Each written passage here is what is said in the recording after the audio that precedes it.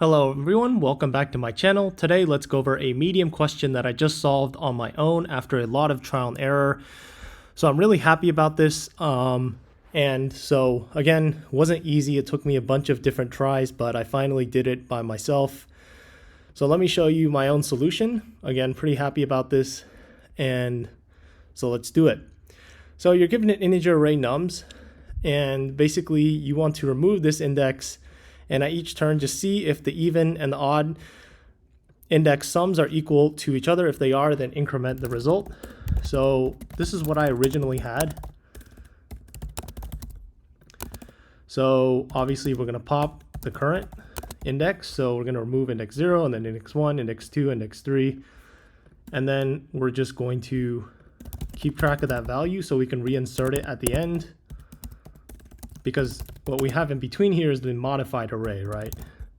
So for j and range length nums, now we can keep track of the even and odd sums. So if j is an even index, then even plus equals to that value. Otherwise, odd plus equals to that value. And we want to count the number of times even is equal to odd, and then just return that at the end. So return result. So technically this works. This is what I originally had, but it wasn't good enough. So I really had to bang my head against the wall and come up with something better, which again, I'm glad I did on my own. So time limit exceeded.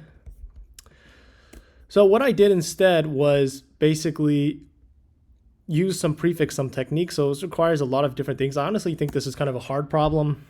So that's why it took me such a long time to solve. But so basically what we want to do is create a default dict and basically keep track of all the even sums, right? So and in enumerate nums. So if this is an even index, and let's actually keep track of an original copy of nums, because what we're going to do is actually, so let's say we're removing this guy. So everything before this guy's not included, is going to be normal. So even's going to be even, but everything after that is going to be flipped. So this is going to be odd, this is going to be even. And you notice that because at one, they're both 6, 4 plus 2 is 6. And then this is supposed to be an even, the odd sum is also 6, right? So think before and after. For our index 1, for our index 2, think before and after. Before is normal, after is flipped around. So if you know that, then it actually becomes a lot easier, because now we can just append I. Let's just keep track of the odd sums and the even and the odd indexes. And so now let's print our dictionary. So 0, 2, and 1, 3. Okay, so now what we want to do is actually keep track of the,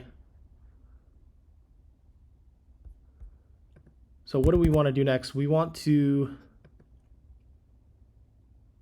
keep track of the values as well at these indexes. So for A and D even, let's say even values dot append original of A, because that's going to be the value. This is the index, so we don't want to get those mixed up, which is also a little confusing. So for A and D, odd value dot append original of A. And what this is going to allow us to do is run a binary search every single time to avoid having to recompute the values.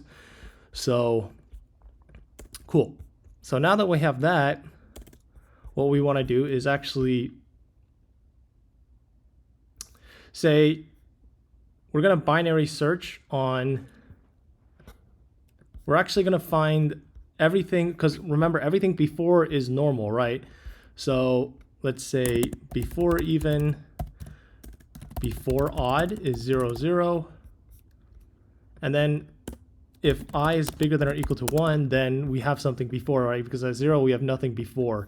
So at this point, if I is bigger than or equal to 1, if I is actually an even, then what we do is before odd plus equals to nums of I. Otherwise, before even plus equal to nums of I. So you're going to see why this works, but just want to check my work there. So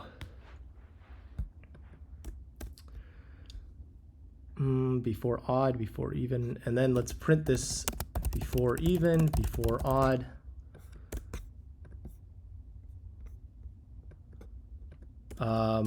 Oh, it's -1 actually, because if this is even, then the odd is going to be, if the any even -1 is an odd and vice versa.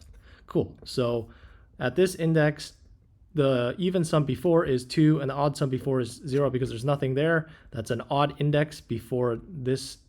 This is a probably better example. So here the even sum would be 0, the odd sum would be 1, right? Or 2 and 1 because that's what we have. So that's normal before, abnormal after. If you remember that, it makes it a lot easier. So, okay. So now what we want to do is actually, we still have even and odd, but now we want to say, we want to do a binary search on d even and d odd because, again, we're keeping track of the indexes that they appeared at. So for example, let's print d even and d odd.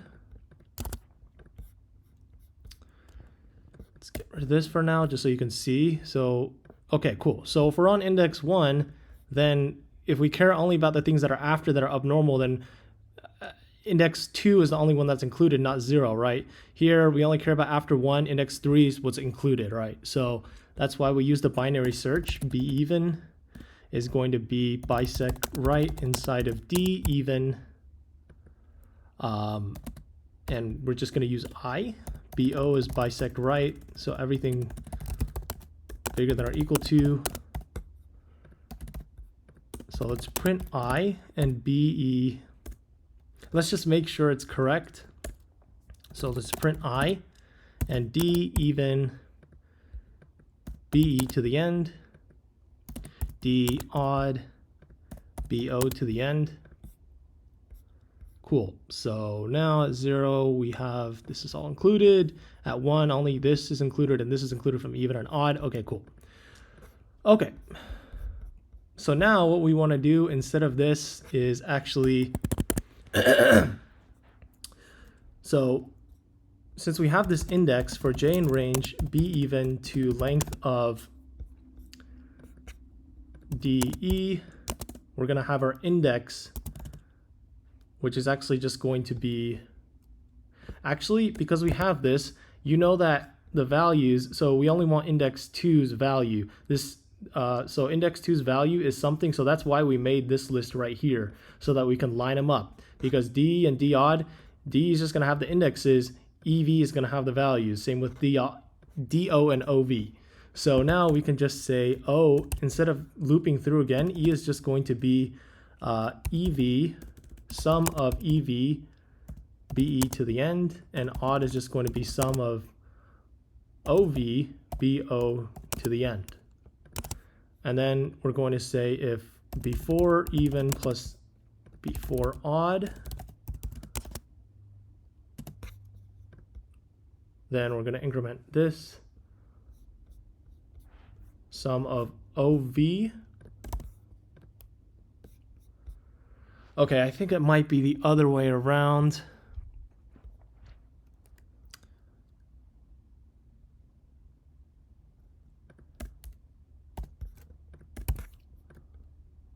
Okay, yeah, it's the other way around. So remember, you have to flip them. Let's see. So this is the general idea, which makes this a lot easier.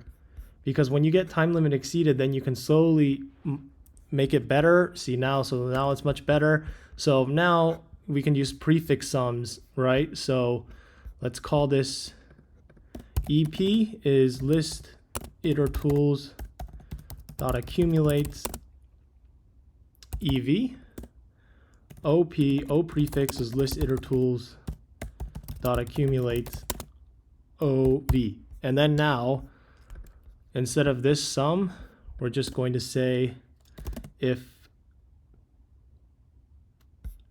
our even prefix sum exists, then again, if BE is less than or equal to 0, then the even sum is just going to be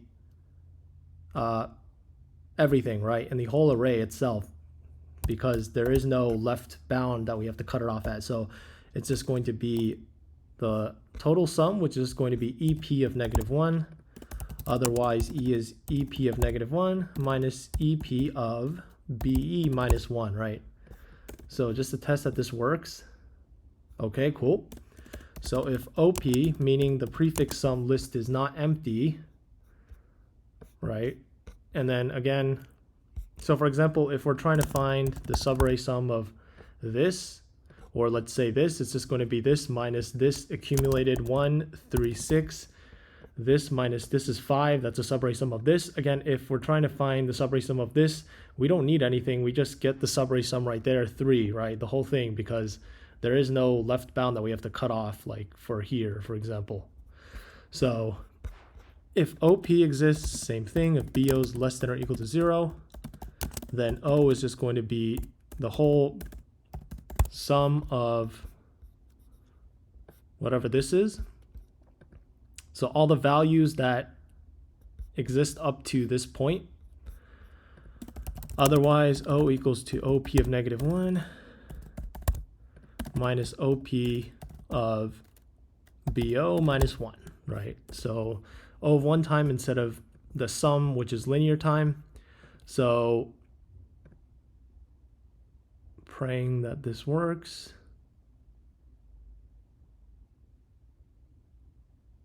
And there you go, passes all test cases. Again, this is not very easy for me to come up with on my own, but I'm really proud that I did do it by myself. Not the most efficient, but again, I think I learned a lot from this, just trial and erroring and putting all different concepts that I learned together and applying them to solve one problem, to optimize it. So hopefully you found this video helpful. Thank you for watching and stay tuned for more.